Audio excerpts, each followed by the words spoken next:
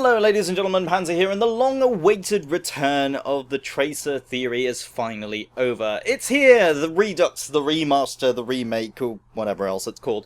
So, for those who don't know, the Tracer theory I'm referring to was a video that I originally titled Tracer is Dead. So here it is, Tracer is Dead Redux.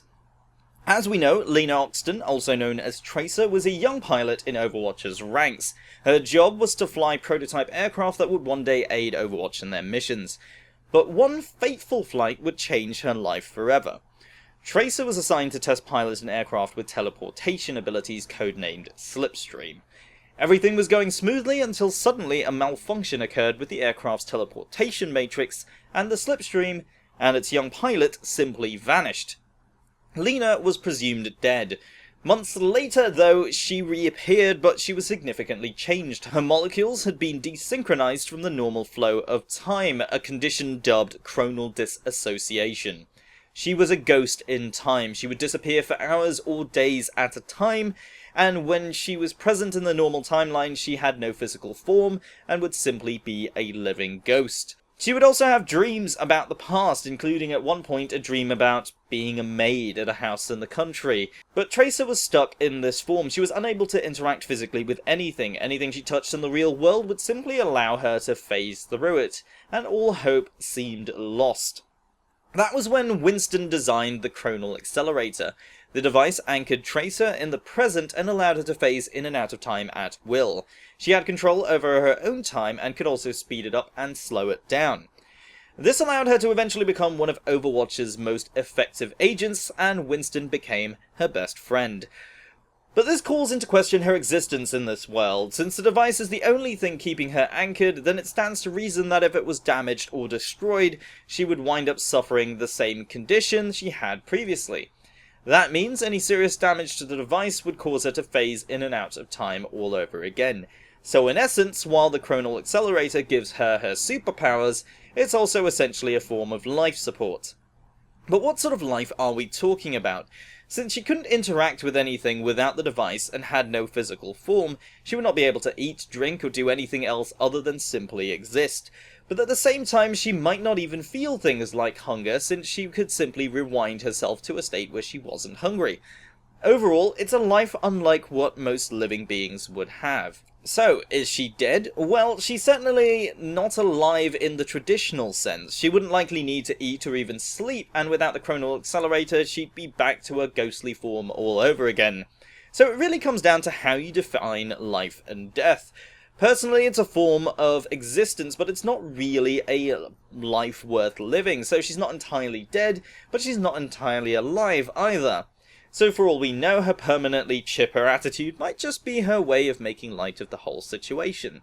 But there's one more thing. As we know, Blizzard has made Tracer Overwatch's main poster girl, and she's certainly a central character to the narrative.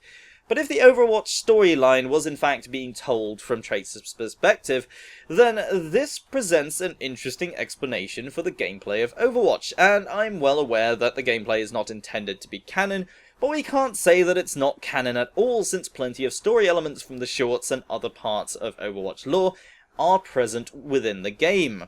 But this provides a fun way of looking at it nonetheless. So far as we know, Tracer's Chronal Accelerator is all that's keeping her in the here and now, but if it gets badly damaged, she'll become a ghost all over again.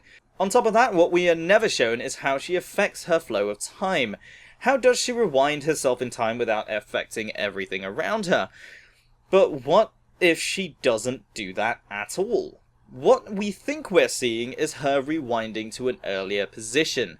Well, what if she's actually rewinding to an earlier point in time as well? By moving back in the timeline and making different choices, she's directly affecting the outcome of each timeline. This brings us to the idea of Divergent Timelines, where different choices leading to different outcomes affects the flow of time, versus another timeline where those choices were not made or were made differently. What happens then is that each time Tracer rewinds and makes a different choice, she's creating a new timeline with a different outcome. Ever wonder why you seem to be replaying each map and mission as though nothing has changed? Ever wonder why multiple versions of the same character seem to be possible? After all, they even acknowledge each other whether they're on the same team or not. So, What if they're all versions of each character from different timelines, and all that's happening is that Tracer's constant rewinding and disrupting the flow of time has led to a time limbo where timelines have crossed and everything repeats itself. But hey, there's no real evidence to support that idea beyond the game itself and a little imagination. And while it's not the main part of the theory, it's certainly a fun idea to throw around. But what do you guys think? Is Tracer dead, or alive, or is this all just extreme beach volleyball? Let me know what you think down in the comments below, and don't forget to leave a like if you've enjoyed the video, and subscribe if you're new to the channel. Of course, in the making of this video, I was a little bit apprehensive about whether or not to bring this entire theory back, and I feel like maybe this time around I might have done it justice, and it's overall probably a better video. But let me know what you guys think. My name is Panzer, thank you very much for watching, and I'll see you next time.